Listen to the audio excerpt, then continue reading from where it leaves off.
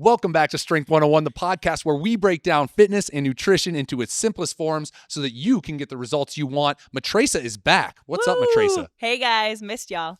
Today we're going to go into nutrition myths, maybe not even myths, but just misperceptions. I would say that I'm somebody who there's a lot of things that are common perception in the nutrition industry that irritate me because I think that they're just a little bit off of the way you should really think about things, and it causes people to put undue stress on themselves when they're eating that doesn't get them the results they want. And so today we're going to do a little bit different format. I'm going to take a back seat. Matraca is going to drive us wherever she wants to drive us on nutrition, and that's going to keep me from ranting too much.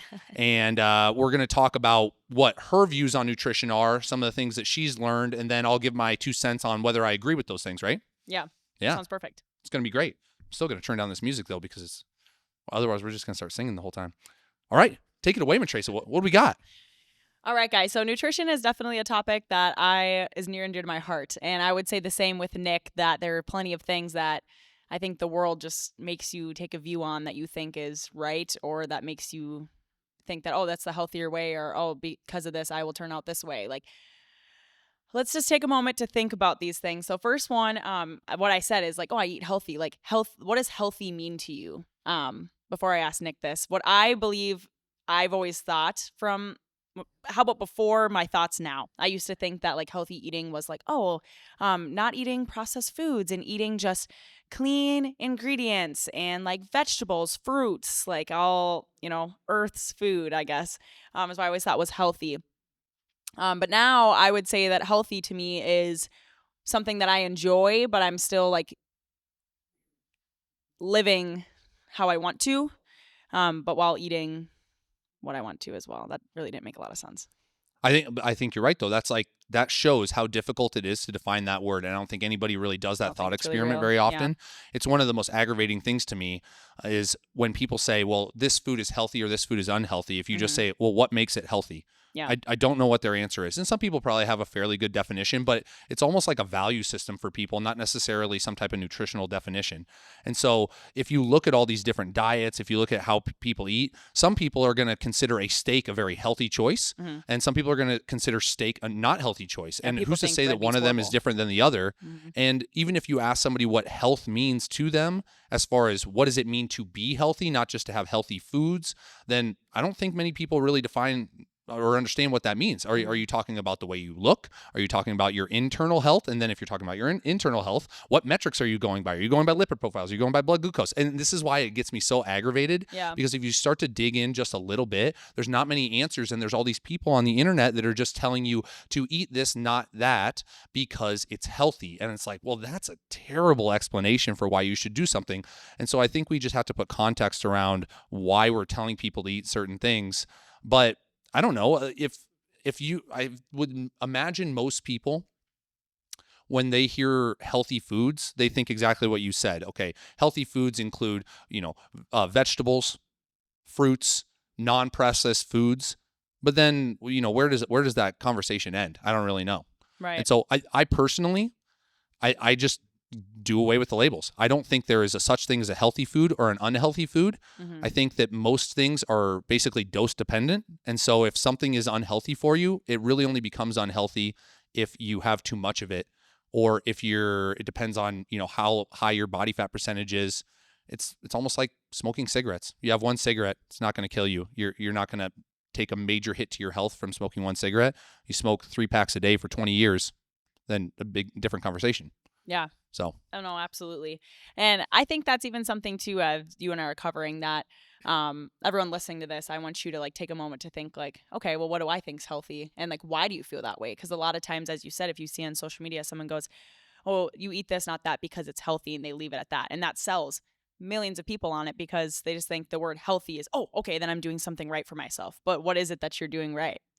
So a lot of questions to think about and to break down. And I don't think people think about it that way. It both sells people on eating certain things and it scares people away from eating other things. And I just am not a big fan of restrictions on your life, because if, let's say I were to eat TV dinners every single night for the next 15 years and I looked good, I felt good, and when my doctor does my blood tests, he says everything looks good, then who's to tell me that's unhealthy? And there are just people that would be screaming and pounding their fists on the table for somebody to tell them that a TV dinner is part of a healthy diet for them. And those are the people I like to aggravate. And so yeah. Okay, well, yeah, leading into that, so you touched on this a little bit, but I think something is important, which we talk about in our body composition program here, is like what good calories and bad calories. We view that as, well, me, but I know you do too, that Mhm. there's no such thing as good calories or bad calories. Exactly as Nick was saying, that calories, as long as you're like eating in, let's say, your maintenance, which maintenance calories are going to be what is your, hi, is going to be like your specific calories to be at the weight that you're at currently. And then if you were in like a calorie deficit, that's going to be taking in less calories than what you are burning. And then of course, if you're looking to gain weight, that's going to be something to where you are taking in more calories than you're burning. So it's really depending upon your goals there. But specifically with the calorie point is looking at, what you're taking in and is it working for like your specific goals? Because no matter what, like I'm sure everybody also listening has some type of goals, whether it is gaining weight, losing weight, or staying exactly what you are and you're content with yourself. So it's really thinking first about the calories and then filling it with that. So there's no good calories or bad calories. As long as you're hitting those calories, and we do focus on protein a lot. Those are the two things I'd say. Honestly, I've never been someone that's tracked macros, and I don't really fully believe in tracking all of the macros, specifically because I've seen great results, not just from myself, but so many members that we've had come through our body composition program, simply focusing on their calories and protein.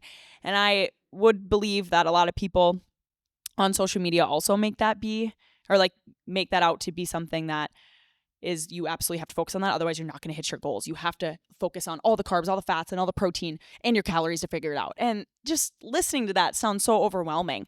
And that's something that bugs me, because this should not be an overwhelming thing for you to do. It should be as simple as possible, and people don't make it that way. Yeah, different strokes for different folks, right? So there's some weight loss programs that only focus on total calories, and that works for certain people and it doesn't work for other people. We focus on total calories and protein, and then we also focus on weighing daily, but we won't get into that. Yeah. And there's other places that are like, no, you're going to track every single macronutrient, and then there's ones that go even farther and say, nope, you're only going to eat certain types of foods. And then there's the hardcore bodybuilders that are like, nope, I'm going to give you a full meal plan, and you're going to watch your salt content, and you're going to watch all these other micronutrients and vitamins that you're taking in just to get a very specific thing. And every single level of restriction works for a different type of person, and just because it doesn't work for you doesn't mean it's bad. Yeah. And I think that there's so many people in the nutrition industry that they kind of make their livelihood off of convincing people that their way is the only way because they're trying to sell their products, when we're really agnostic to the way that you want to do things. Like if somebody, it doesn't work for somebody to work the way that we do with just tracking calories and tracking protein, I don't care. That's like, I know that it works for most people, and that's the way we do it. And we think it provides a level of freedom that works for our demographic, which are people who are adults in their 30s to 50s who have careers and kids and maybe can't handle just following a meal plan all the time, because every once in a while they're going to have a side of mac and cheese because that's what the kids are eating. For sure. And just to say quick, like, I'm not at all hating on anything else that might be working for you or whoever is listening. That's just what I know works for me and others, as Nick said, in this program. Pointing on that, now I just lost my train of thought of what you just said. Can I touch base on so sorry guys, real world situation here. We had somebody just come into the studio because we're in the gym and they were coming to drop off some information, and so I ran out for a little bit. But you were talking about good calories, bad calories. I wanted to provide at least my thoughts / context on that a little bit. Did you talk about how we just view calories as energy already? A little bit, but you can go more into it. Very much, you have to see calories as just energy that is utilizable by your body. And if we say that a banana has 100 calories, it's just, that means that there are 100 utilizable units of energy that are in that banana that you can use to move around and be active.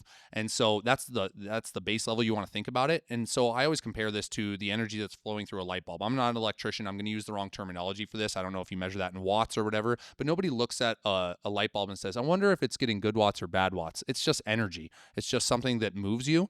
But I think that what most people are trying to get at when they say good calories and bad calories is they assume that if you are getting your energy from a source that is also giving you micronutrients, then that is considered good calories. Whereas if you are eating processed foods that are maybe lacking in those micronutrients, but it's still giving you the same amount of energy, then they consider those bad calories. But if you're trying to lose weight, it really doesn't matter whether you're getting the micronutrients or not. It's about the energy. And so maybe we need to talk just a little bit about, so for some context for people, what the difference between macronutrients and micronutrients are. But Oh, for sure. So macronutrients, that's going to be like the three sources of energy that you're taking in. So I talked about a little bit before is going to be your protein, oh, my carbs, bad. and fats. What? You already covered it when I was Oh, gone. I did that part, but not the micronutrients. I mean, Okay. micronutrients are going to be, they are not like full of calories. So it's like your water, vitamins, and minerals. So yeah, that might be something at some point that might be important for you to look at. And I'm someone that I think that vegetables are yummy and that's a piece that maybe you should be taking in, but Nick is absolutely not that way. And you know what? That's okay. He has abs and I don't. So maybe there's a difference there. Well, so do you think about micronutrients when you're trying to plan out your foods and stuff? No. I can't say I do at all, actually. Yeah. At my previous job when I worked at Profile, if any of you have heard of that, that's looking at it's a weight loss facility. And that's something that we did force people to have is like a cup of vegetables, I think, at each meal, or maybe at their lunch or dinner. And that was for fiber, specifically just for fiber Yeah. sources. So, which made sense because they were being pumped with so much protein. Yeah. So I think that's the best argument for vegetables is actually the fiber piece of it, because you can't, I mean, you can get fiber from a bunch of different sources, but that is necessary. It's like eaten by some of the enzymes and bacteria in your stomach to produce like, things like serotonin in your body, and just to have a healthy gut biome and have healthy digestion.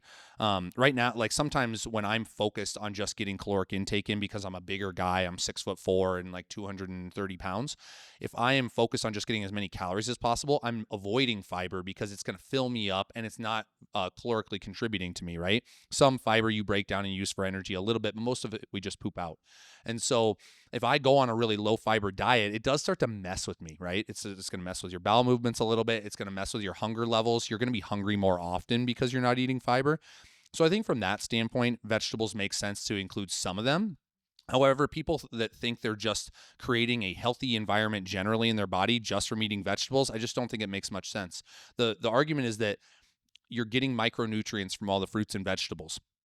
However, you're also getting micronutrients from meat sources. Those meat sources ate the vegetables for you, and you're getting it transferred. And that's how carnivores exist in the world. Is the wolves aren't out there snacking on snap peas after they eat their antelope or whatever. Yeah. I think I'm in different parts of the world right now with that, but it doesn't matter. Fair You enough. get the idea.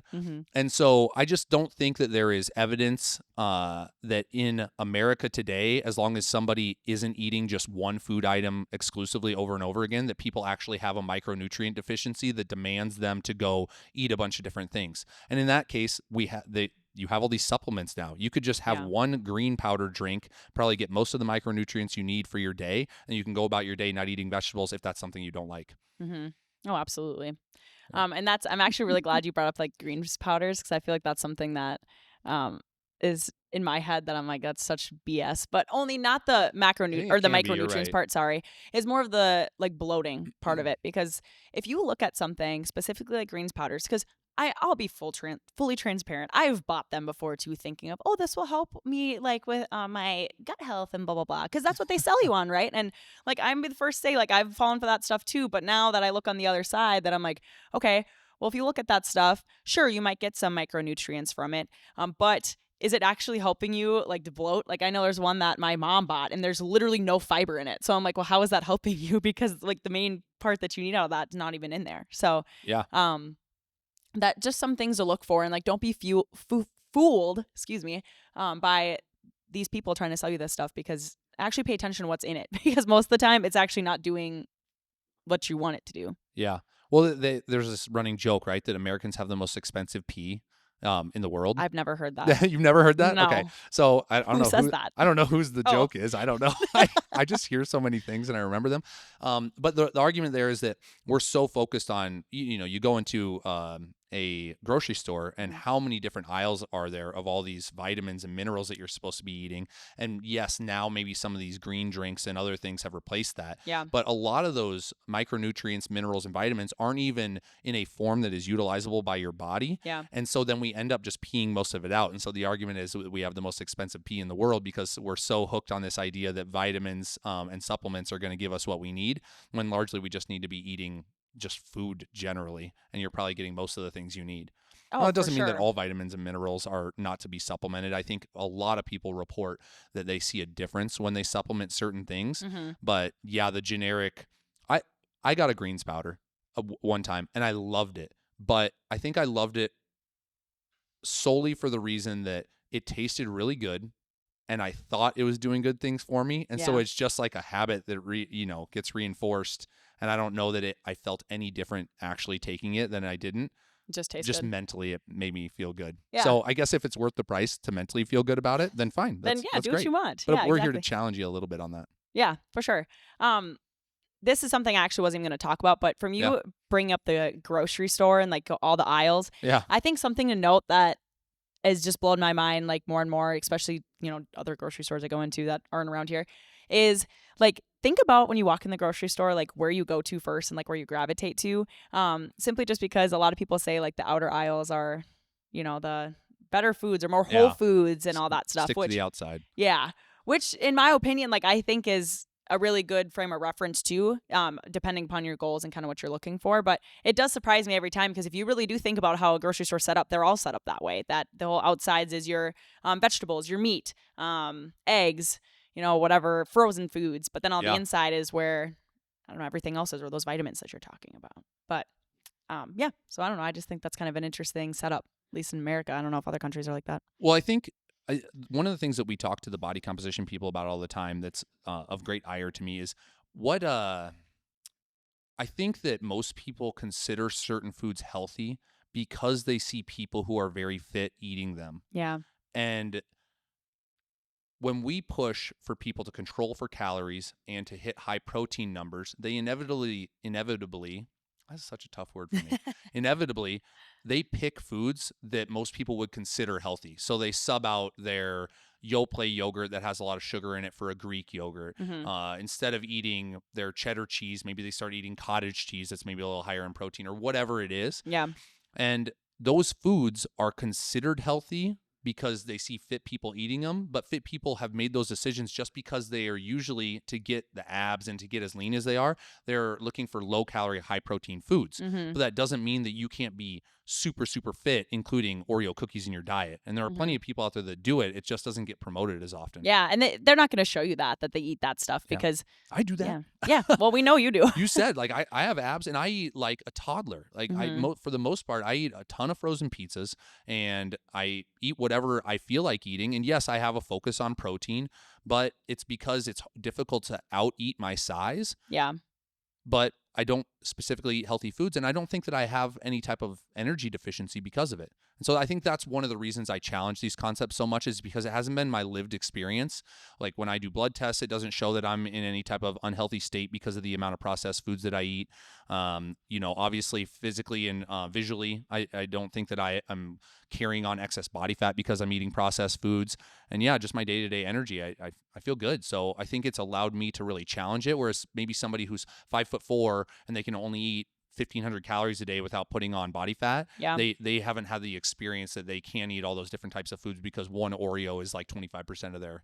That's an exaggeration, but No, exactly. And I do feel like something to be said about that is how much muscle mass you have, because obviously you are allotted a lot more calories than most people probably listen to this, because I know I obviously don't have as much muscle mass as you do, but I know that like my maintenance calories have changed a lot since I have been taking in or been building on more muscle. So Yes. that's something to be said too, because if you're listening to this and you're like, well, what the heck? But if you don't have any muscle on you, like that's the difference for the most part. Yeah, I think that's a massive misconception, is people believe that their metabolism slows down over time. Yeah. Which to a certain extent you could say yes, but the research just doesn't show that. The research shows that the variance in metabolic rate due to age is something like 100 calories over the course of a decade, meaning that at 40 years old, your metabolism just can't handle the extra banana compared to when you were 30 years old. The biggest driver of metabolic rate going down, we know that about 2/3 of variance in metabolic rate, meaning the difference between how much I can eat and how much you can eat, is simply muscle mass. And so what happens is as people age, it's not that their metabolism slows down just because of age. Their metabolism slows down because they stopped moving as much as they were in high school and college. And then over time, their body said, oh, if you don't use it, you lose it. You're not going to maintain all this muscle mass. And so their muscle mass goes down over time, and then their metabolic rate drops. And also just generally, most people are eating more on a daily basis than they were in high school. So you have both things working against you. Not only are you moving less, which means you don't burn as many calories per day, you're moving less, so you're also not maintaining your muscle mass, which drops your metabolic rate over time. Right. But then you're also eating more, and a lot of people start an alcohol habit, which has a ton of calories in it as well. And then all of a sudden, you're 40 years old, you're overweight, and you're like, oh, my dang age, it's just like, this just happened to me, and it was no fault of my own, but it was, I think we have to be more honest about why these things happen. Habits are everything. Yes. Yeah. And a lot of people don't want to look in the mirror and be like, okay, well, I did this to myself. Sorry, that was very harsh, but like that's just the truth of it. You're so brutal. Yeah, I am pretty brutal. Yeah. One more thing to touch on this that it came to me earlier, that what you said, you lightly said like meal plans. People follow meal plans, and Not a fan. of course, not a fan. But again, like as you said, like a bodybuilder, for example, like that's the extreme. That's a totally different section, right? But for like general population, like we see here every day, or like us, like I don't believe that that's helpful, because when, let's say you're going through a program and they give you everything that you need to eat, or like all guidelines, when you're done with that, what have you learned? Like you haven't learned anything. So the best thing you can do for yourself is to get educated on, your calories and protein. And if you're interested in carbs and fats, okay, that's your thing, go ahead. But that's the biggest driver, is that so many people are just uneducated, or like follow these things that aren't actually teaching them what they need to know. Yeah. And that goes back to just making it as simple as possible. There's so many resources that you can use too nowadays. Like maybe you get a coach, or you use Google or Chat GPT. Is that how you say it? Like, I don't know. I always mix up the letters. Yeah. Stellar, we hit that? Yeah. GPT. Another thing too is like even finding AI. recipes of some sort. Is, I know a lot of people hate on TikTok, but TikTok is like a huge educational piece for me, but I choose for it to be. And like I learn a lot of recipes, or a lot of different things on there you could find. So recipe books, whatever. Like it's endless, but using that and utilizing it to educate yourself on it is, I think, the biggest driver. And I highly encourage everyone to be looking into that. Yeah. So I think a really good coach make sure not to take learning out of the equation, because otherwise you're just saying, do as I say, follow along. And then when you end that program, or you end that relationship with that coach, you have no idea how to do things yourself. That's kind of the fundamental thought process behind Strength Academy. I always used to say when I first started personal training that I wanted people to learn so much that they didn't need me anymore, so they could walk into the gym and they understood all the whys behind everything that I told them to do, so that they were smart thinking weightlifters. And that's the same thing with nutrition. Because we do not give meal plans. I wasn't against meal plans when I first started personal training. I just hated doing them, because it was like, if I was writing out what I thought was a good meal plan that included chicken, broccoli, and rice, well, I didn't like eating that. So why was I going to tell somebody else to eat that just because that was the status quo for nutrition at the time on the internet? So I think the learning process is really important. And we emphasize this with our body composition people, that we give you your calorie limit and we give you your protein goal. And inevitably in that first week, you're going to go to try to hit that on one of those days, and you're going to F it up. And because you F it up, that's where the learning starts. You look at your logs and you see the foods that you ate that blew your calories out of the water without giving you any protein. And then you start to look for what substitutions you could make that is a little bit higher protein and a little bit lower calorie. And not only are you going to choose a food you would actually eat because of that, but also now you have the reasoning behind. I always say, my dad told me all the right things in the world. He gave me all the life lessons I needed. I still had to go run headlong into a brick wall most of the time to actually learn those lessons. You have to know the why. You have to get slapped in the face sometimes for the lesson to actually stick. And so if somebody's just telling you what to do all the time, and they're either not giving you the why, or they're just giving you too much help, sometimes that can work against you in the long run. Oh, for sure. Absolutely. Next piece that I think would be important to touch on is like sweeteners. And this is even of you just lightly saying low calorie. I think that leads into it nicely, because I do believe, well, actually, let me backtrack a little bit. Let's talk about what I used to believe in. What do you want to talk about? Like sweeteners. Okay. Artificial sweeteners, mind you. Let me reiterate that. So I would You're like say the diet soda queen too. So yeah, now. And I would tell you 2 years ago, I'd be like telling everyone like, don't drink that shit. It's so bad for you. Like, You did give me an earful. I remember when you first started here, you're like, I can't remember what sweetener you were going off about. Like I think it was that stuff's just aspartame. poison. They should ban that. They can't put that into foods. Yeah. And I just kind of kept my mouth shut because I didn't Yeah. know you that well yet. Yeah. Go ahead. Yeah. And like that. So like most of like the diet sodas you're gonna see, or the zero sugar sodas like out on the market, are gonna have aspartame in them, and that's the biggest one I think that gets the biggest riff. I will say the only one that I do try to stay away from is like erythritol, just because there has been a lot of studies on that one, and that one does freak me out a little bit, I will be honest. But besides that one, it's like aspartame, because we watched does that have I don't know. Now I'm erythritol in it? looking. I Now don't you're think making so. me very self-conscious about what I'm drinking. You shouldn't be self-conscious if you believe in what you believe. You're right. Just Okay. kidding. All right. Stand my ground. Call me out. There you go. I like it. No, but aspartame, that is one. So we actually watched a video on it, and we should like link it or something. But there was this guy, and he was talking about that you would have to drink like 45 Diet Cokes a day for like a year or two, or it was like for a good quality of time, for it to actually like be unhealthy for you, or like, you know, give you a chance of cancer. And it just like, now that I look back and I'm like, dang, I was so stupid, because looking at the studies of that is like shocking, right? Because everyone you see on the internet's like, oh, diet sodas are so bad for you, stay away from them. But what about real soda though? Like, people don't think about that either. Like, no one talks about real soda and what's all in that. You know, everyone just looks at the diet ones like, that's bad, but you're saving yourself Yeah, that is weird, calories. huh? Like the hate. The people used to hate on regular sodas. Yeah, and and now no one then they were talks like, about it. well, we'll make diet sodas. And it's Yeah. like the people who just hate soda in general are like, well, I'm going to figure out how that makes me mad too. Yes. Yeah. And that's something that is definitely now I like have an issue with a little bit, because I'm like, what the heck? But don't be afraid of that stuff, I'm going to say. And of course, you don't have to believe me. Like, go do your own research if you want to on it. But that's something I have a diet soda a day at least, especially if you're in like a calorie deficit. Those are your best friends, because 0 calorie, they're carbonated, and they make you, you know, feel full. And it's just, I don't know. You know, you go out. Yeah. What if you want to go out to the bar or something and you don't want to drink alcohol? Get a Diet Coke. Then Yeah. you're saving calories and you're still drinking something. I would very much argue that you are putting yourself at a higher health risk being 30% body fat and above than drinking a bunch of diet sodas and being lower body fat. Yes. It's just like, but people don't think about it that way. It's just easy to blame one factor for everything. Mm-hmm. It's funny that we're talking about sweeteners. I haven't thought about this in a long time. My mom had a brain tumor removed when I was like in 4th grade. Oh, yeah. Yeah. Crazy story too. Like my mom's a crazy person, and she came home after 3 days in the hospital, which she had open brain surgery. Like, you don't come home after 3 days, but she was a stubborn mule and went and got her own taxi and came home. She came home with a bald head and staples in her head. And I was in 4th grade, and she scared the crap out of me. Anyways, that's a side story. We'll talk about Karen, the unkillable Karen Byam, at a later date. But she got this brain tumor that was like right behind her eyeball, and the doctor told her that he believed it was an aspartame tumor, and so they always called it a Diet Pepsi tumor. Oh. And there's no way that doctor had any evidence of that, but those are the types of things that get said by trusted professionals that just propagate these rumor mills of what causes things and creates fear in people.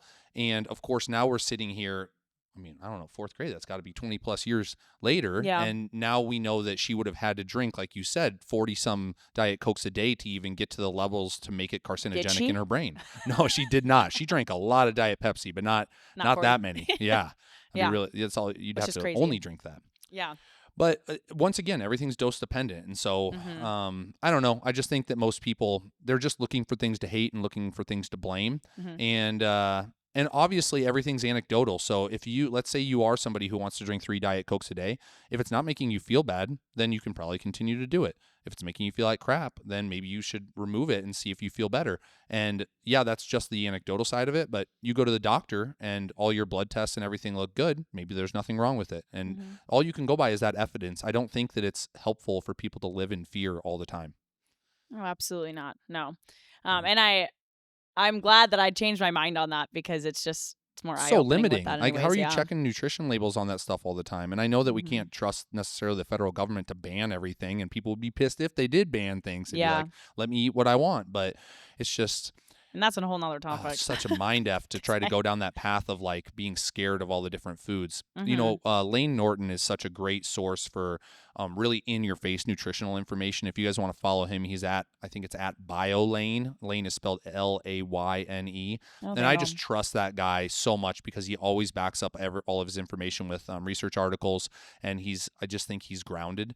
And his big pushback is people are like, well, the chemicals. And if you write out the actual like chemicals, the chemical names of all the ingredients in a banana, it looks like the back of this C4 that I'm reading with all these chemicals. It's everything is chemicals, guys. And so if you think about it that way, I think it's you allow yourself to free up your mind. Mm-hmm. But Oh, absolutely. Wow, I actually didn't know that you're about the putting banana yourself one. in a mental jail. I just think and it aggravates me. Yeah. I mean, life's too short not to enjoy yourself and what you like, right? Rather than being scared of everything. Like, well, I think now is a good point to lean into this a little bit. So I know I pointed a tad just about, like, going to the bar and having a Diet Coke or whatever it is versus drinking. Mm-hmm. One of my biggest pet peeves are of things is there'll be so many people that point fingers like, oh, you go eat at McDonald's or like you go to eat at these places that it's all in that food.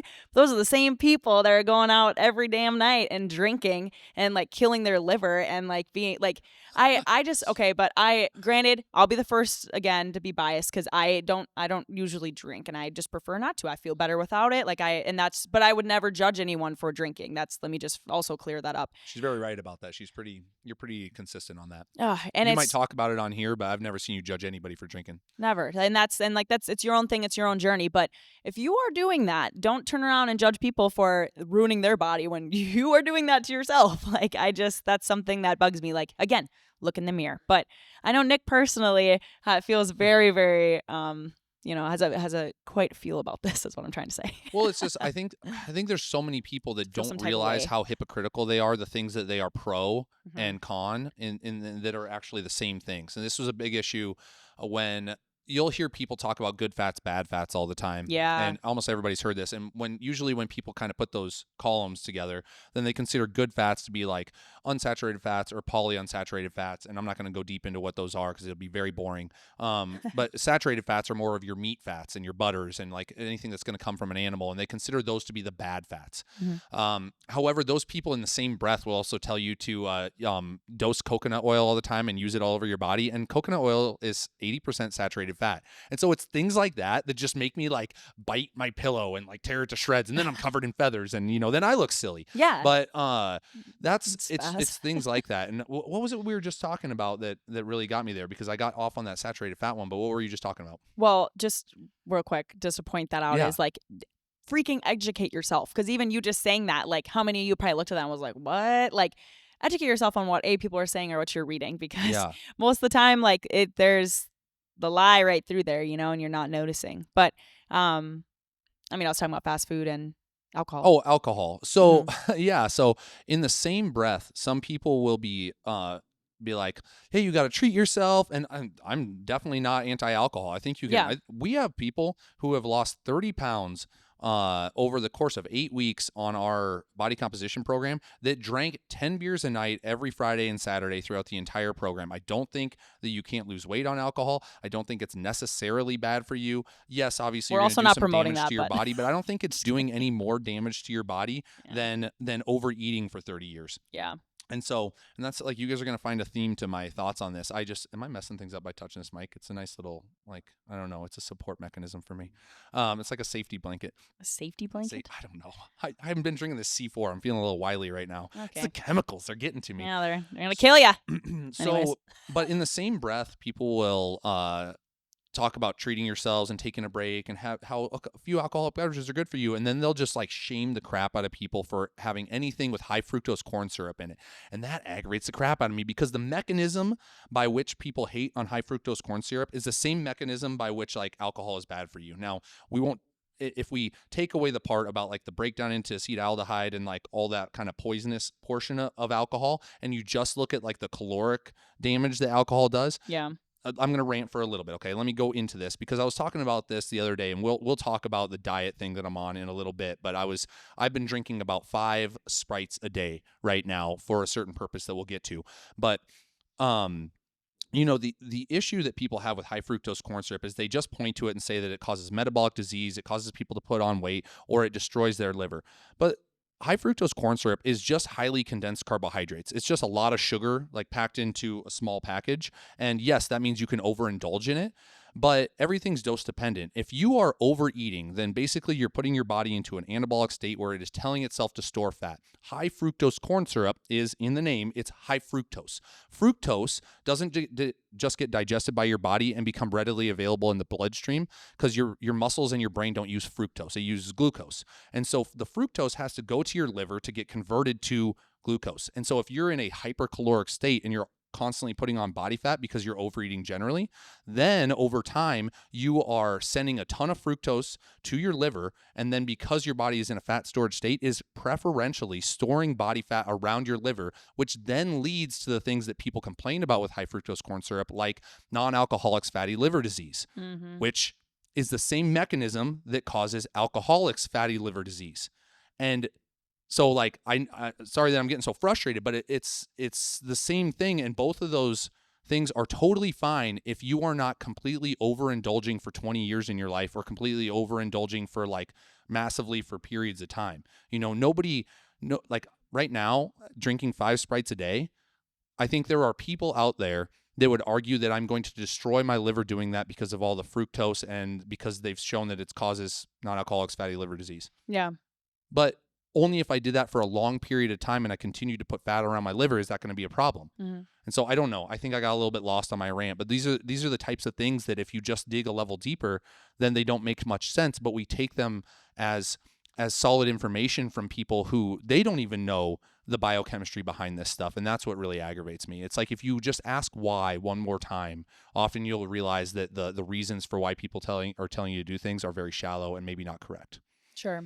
And that goes right back to the calorie thing too, right? And Yeah. I do think that, like, again, if you're listening, and you've never tracked your calories before, I think that would be a really good tool for you just to try out. I mean, there's plenty of apps that are free to track your calories, but it'd be cool to know what you're taking in probably from listening to this information from Nick and I, and also know, like, what have you been taking in daily and you didn't realize, or how much certain things are that you enjoy that are highly caloric that you didn't realize, but and not worrying about the ingredients of it though necessarily. What you got?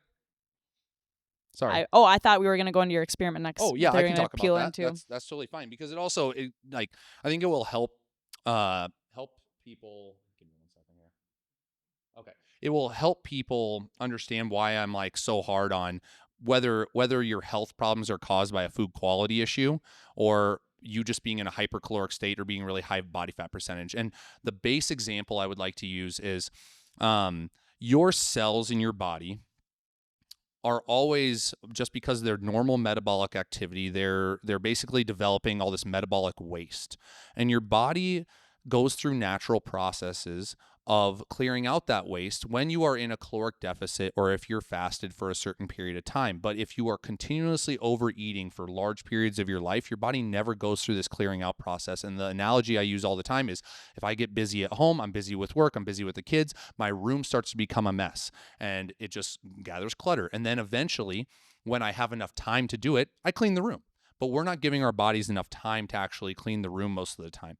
And so my question is always, well, are most of your health issues that you're seeing, whether that's on your blood tests or how you're feeling, is that actually because of the foods that you are eating? Because that's what most people will blame it on. Or is it just because you're at too high of a body fat percentage, which tends to cause issues? And so some people just need to go through a period of a caloric deficit and lose some weight to get there. And I think that food quality gets blamed too much for that. And so right now I'm starting an experiment. I'm 10 days in right now where I'm doing 60 days of only fast food. And I'm going to eat, or I am eating 6,000 calories a day for the first 30 days in order to go through a weight gain. I did a blood test at the very beginning of the experiment to see what my levels were. And I can tell you because I have the results of it. Basically everything on both my body fat scan and my blood tests everything was in completely normal range. It's actually a better blood test than I've ever seen in my life on myself. Everything was in the green the whole way down. And on my body fat percentage scan, basically it told me I had too much muscle mass on everything. And I said I had too low body fat on everything. Like my fat around my internal organs was low. Everything was basically in really good health. Even it calculates, I don't know how wonky this is, but it calculates your biological age. I'm going to turn 36 in a few days here and it told me my biological age is 30. And so generally everything looks good from an internal and external health perspective for me right now. Then I'm going to eat fast food for 30 days at 6,000 calories a day. That's going to put weight on me, of course. And then I'm going to take a blood test after that 30 days. We'll see how much changes from my visual appearance. We'll see how much changes from how I feel. We're going to see how much changes from the internal health metrics as well. Then I'm going to continue to eat fast food for the next 30 days after that, but I'm going to go into a caloric deficit and lose the weight. Full transparency, I have done an experiment similar to this in the past. I did something where I tried to eat like healthy, clean foods on the weight gain portion. I bulked myself up to 265 pounds. I felt like complete crap. Maybe Stetler can pipe in the pictures of when I did that, because I'll send them to you, Stet. But I felt totally crappy, and I was eating what was considered clean, healthy foods at the time. And then I lost the weight on fast food. And so you go down to like 3,200 calories, and I lost the weight. And I did the blood test then too. And what I saw from that was that from the first blood test at my normal weight to my heightened weight blood test, my testosterone dropped.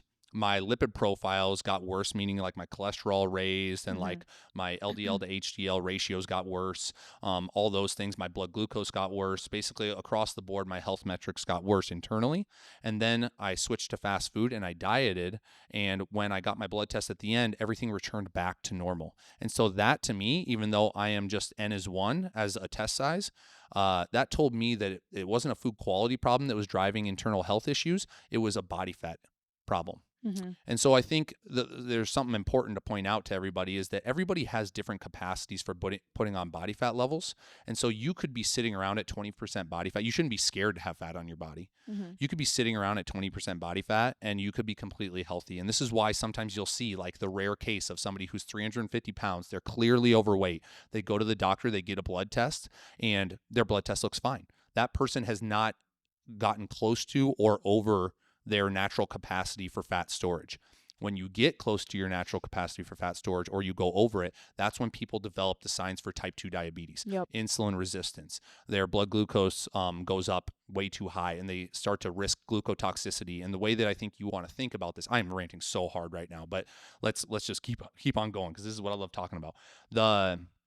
What's happening in those situations is I really like the crowded club example. And so your cells are just like a crowded club on a Saturday night, and your sugar that's in your body is just like people who want to go into that club to party, and your insulin receptors are just the guards that are at the door letting people in or out, and insulin is just the manager at the club. And so while the club has capacity, send more people in, right? We're going to make some money, we're going to party. And then eventually that club reaches its capacity and it can't let any more people in. And so the person at the door, the doorkeeper, is trying to push people in, but it's at its capacity. You literally can't fit any more people in. And then the manager is insulin coming and screaming and telling them to fit more people in. And so what's the solution for most people who start getting high blood sugar and start getting pre-diabetes is they put them on insulin. And so it's just signaling and screaming to shove more things into cells that are already full. And eventually that doesn't work anymore, and the blood sugar accumulates in your bloodstream, and you get a bunch of issues. And so what people really need to do is they just need to lower their body fat, and they're going to see their internal health metrics get better. And this is a completely separate process than food quality in general, because your body doesn't see pizza versus ice cream versus brown rice. It just sees carbohydrates. It sees energy. It sees glucose. It doesn't care where it came from. It's just trying to store the energy that you're giving it. That was a really long-winded way of saying that I'm a huge advocate, and this is why I'm going to do this experiment, that food quality is not actually people's issue, and that they're focused way too much on that. We actually just need to bring body fat percentage down in general. And so a lot of the metabolic issues that we're seeing out of people is simply because we just operate at too high levels of body fat. And yes, like highly caloric foods are part of the problem, because the one thing that I've been craving on this diet is McDonald's fries the entire time. It is the most satisfying, addictive substance I've ever tasted. It's so salty and savory. Nothing compares to those fries. Oh my God, it's amazing.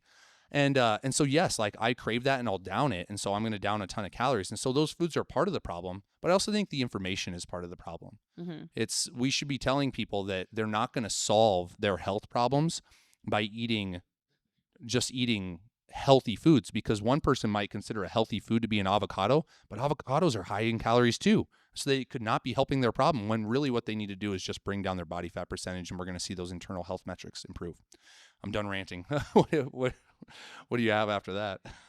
That was a lot, but good stuff like that. I mean, I agree with you. Again, that comes back to the calories, and kind of just overview of what you said is really, it's more on food quantity versus quality, is what your belief is. And I mean, I also agree with that completely. But I mean, really about your experiment, since you're 10 days in, like, how are you feeling? I mean, you should let them know how you're feeling on all this. Yeah, I feel pretty good for the most part. People are asking sleep, energy, all that stuff. Sleep-wise, I'm sleeping great. I have no problems with that. Energy-wise, I'm feeling great. I am starting to feel some weird stuff. Like there's definitely some water retention issues just because of the amount of salt that I'm eating. Every once in a while, I'll eat a really high salt, high fat meal, and I'll feel nauseous. And the weird thing is, because I think there's very little fiber in all the stuff that I'm eating, because I'm eating legit like Little Caesars, McDonald's. I'm stopping by Quick Trip and downing their burgers all the time. That because there's no fiber and I'm stuffing myself full, it's like I'm nauseously full. And then 10 minutes later, I'll be ravenously starving, because it's like my stomach just completely emptied the contents there. But so far, so good. Yes, I'm gaining weight, but what'll be really interesting is mostly the internal health metrics. And I think that's what we have to use as our metric. Absolutely. So I know we have a hard stop right now, so we probably should leave some of this information for a part 2, or we should do something where we do a follow-up on the experiment. But if you guys want to follow me on the experiment, that one doesn't happen on our gym page. It actually happens on my personal page, which is at Nick, Nick _Byom, BYOM. Matraca, where can they find you? You can find me on Instagram at Matraca Fit, MATRACAFIT. All of our stuff for Strength Academy, you can find us on Instagram at Strength Academy RF, at Strength Academy 101 on everything else. Guys, if you're listening to this, you got any information that was good out of it, please subscribe. Please leave us a review. That helps us so that we get the information to you. You'll get updated when we put out new episodes, and it just helps us realize that we're doing something good. I really would encourage everybody, if you listen to this full episode, to rethink what you think about food, what you think about food quality, and to start questioning the information. Even the stuff we said here today, you should question what we say, and you should question what everybody says, because there's a bunch of BS out there, and if you don't start to learn how to wade through it, then you're gonna end up lost. Yeah. So anyways, for sure, guys, even comment below on if we taught you something today, or if there's something you're interested in along with Nick's experiment, what you think about that, because I know a lot of people have some opinions on it. Oh, for sure. Some people are rooting against me, that's for sure. Yeah, but you know what, that's okay. You've always got haters. Haters gotta hate. Yeah, haters gotta hate. Anyways, guys, thank you for tuning back in with Nick and Matraca. We'll see you guys next week.